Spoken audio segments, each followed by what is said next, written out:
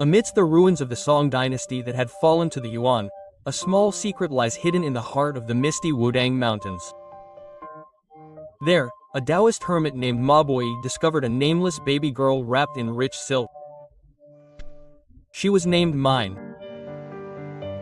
Ma Boi suspected Mizan was a hidden daughter of a Song nobleman. To protect her from the spies of the newly ascendant Yuan dynasty, he deliberately omitted the allegation of Mine's Song surname.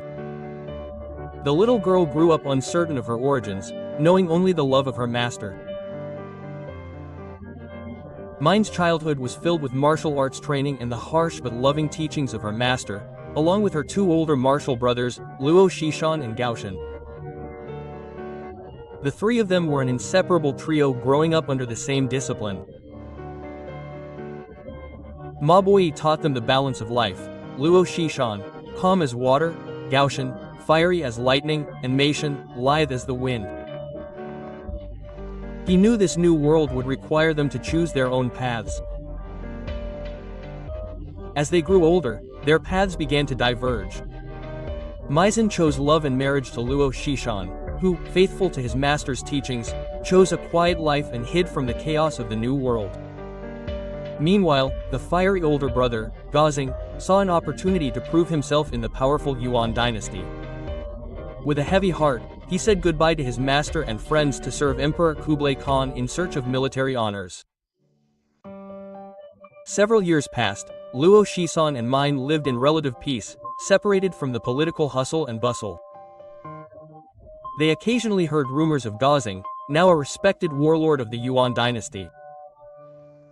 In 1292, at the Great Han Palace, Emperor Kublai was furious with King Kirtanagara of Tumapel, a kingdom far to the south. As one of his most trusted commanders, he ordered Gao Sing, a large fleet, to punish the king who dared refuse to submit.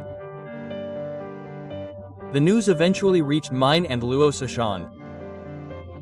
Their elder martial brother, who once shared the same rice bowl and wooden sword, now led a large Yuan army from the empire that destroyed their ancestral home. The path of fate is always complicated, Sahan whispered while gazing at the clouds. But what matters is that we know where our hearts are. On the high seas, Gaozing led ships toward Java, carrying the burden of history, ambition, and broken friendships toward the horizon.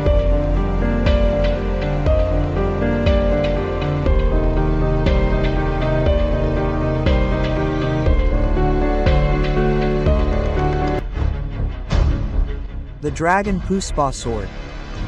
Umpu Ranubaya, the grandson of Umpu Gandring's disciple, was a renowned master craftsman of magical weapons. However, misfortune took him to a faraway land. He was kidnapped and forced to become a prisoner of Emperor Kublai Khan, the great ruler of the Yuan dynasty in Mongolia.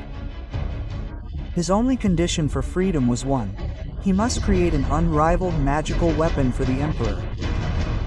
Under pressure and threats, and with a heart full of plans for his escape, he set to work. After weeks of labor, a beautiful heirloom sword was created. Its blade glistened like dragon scales, carrying extraordinary energy. The Emperor gave it the majestic name, the Dragon Puspa Sword. He knew this heirloom could not fall into the wrong hands, especially not to an evil emperor. Emperor Bahaya entrusted the Dragon Puspa Sword to a pair of noble-hearted warriors he had chosen, Luo Shishan and Mizan. However, Kublai Khan's spies discovered the attempt to rescue the heirloom.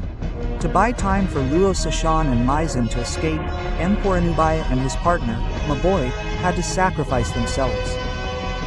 Luo Sishan and Mine were now fugitives in a foreign land. With the Naga Puspa Sword safely hidden, they became fugitives sailing across the ocean until they were finally stranded in Java.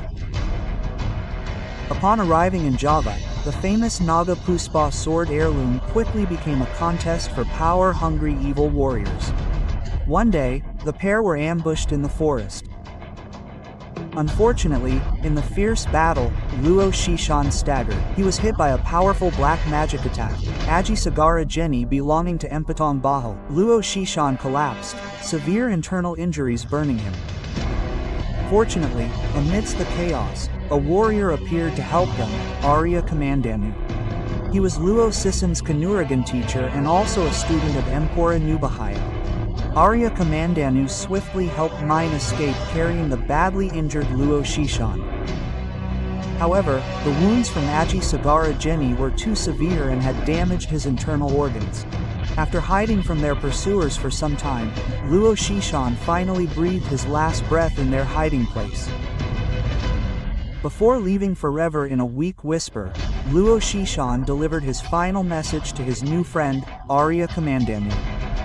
He entrusted Mine, the only person he loved, to be protected.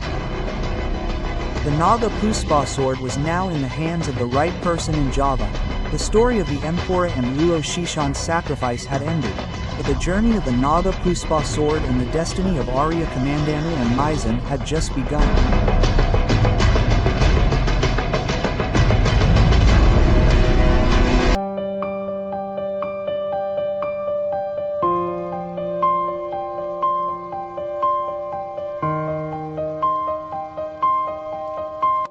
The loss of Luisen, her beloved husband, had taken her entire soul. Mine lived in emptiness. The shadow of her late husband never disappeared. She was physically weak, her spirit broken. Every day felt like an unliftable burden. Finally, the thought of ending it all began to creep into her mind.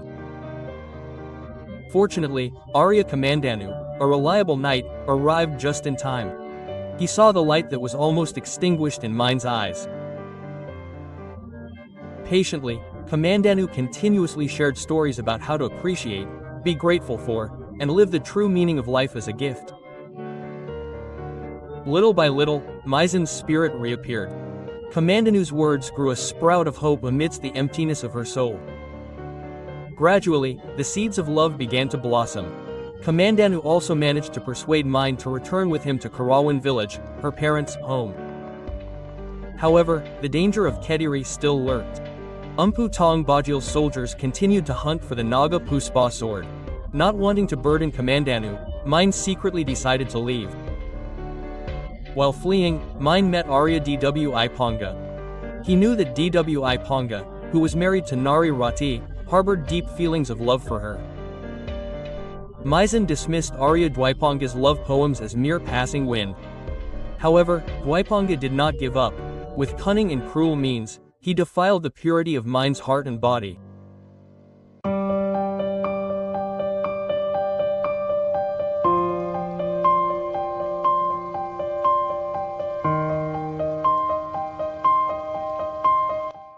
The news reached Kamandanu. His heart was shattered, but his chivalry would not allow him to run away. With a wounded heart, Kamandanu accepted responsibility.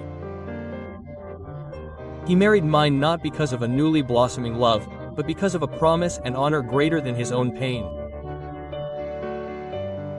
As a sign of gratitude and complete trust, Mine then handed over the Naga Puspa sword, the heirloom she had always protected, to her new husband, Arya Kamandanu.